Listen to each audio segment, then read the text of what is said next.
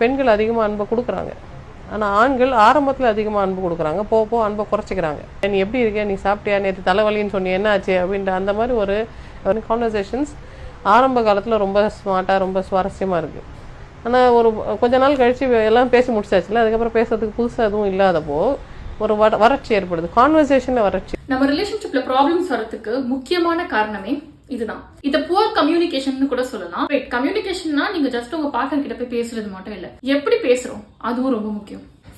நம்மளுக்கு ஆஃபீஸ்ல வீட்டுல 1000 வேலை இருக்கதான் செய்யும். பட் நம்ம ரிலேஷன்ஷிப்னு டைம் ஒதுக்கி நம்ம பார்ட்னர் நம்ம கிட்ட பேசும்பொழுது காது கொடுத்து கேட்கறது ரொம்ப முக்கியம். எந்த ஒரு டிஸ்ட்ராக்ஷன்ஸும் இல்லாம லிசன் பண்றது ரொம்ப முக்கியம். முக்கியமா ஒருத்தர் உங்ககிட்ட பேசும்பொழுது நீங்க லேப்டாப்பையோ போனையோ நோண்டிட்டு இருந்தீங்கன்னா ஆப்வியஸ்லி நீங்க உண்மையா உங்களுக்கு லிசன் பண்ணாலுமே உங்க எதிர்க்க இருக்கிறவங்களுக்கு என்ன தோணும், you don't care about what they are saying அப்படின்னு தான் தோணும். அப்புறம் உங்க பார்ட்னர் பேசும்பொழுது அவங்களுடைய இமோஷன்ஸை வேலிடேட் பண்றது ரொம்ப முக்கியம். அண்ட் உங்க ரிலேஷன்ஷிப்ல அதிகமா ரீஅஷூரன்சஸ் காம்ப்ளிமெண்ட்ஸ் எல்லாம் கொடுக்கறது ரொம்ப முக்கியம். இன்னைக்கு ஒரு ட்ரெஸ் ரொம்ப நல்லா இருக்கு, எனக்கு இன்னைக்கு வீடு கிளீன் பண்ண ஹெல்ப் பண்ணதுக்கு ரொம்ப தேங்க்ஸ்பா, இந்த மாதிரி சின்ன சின்ன விஷயங்கள்.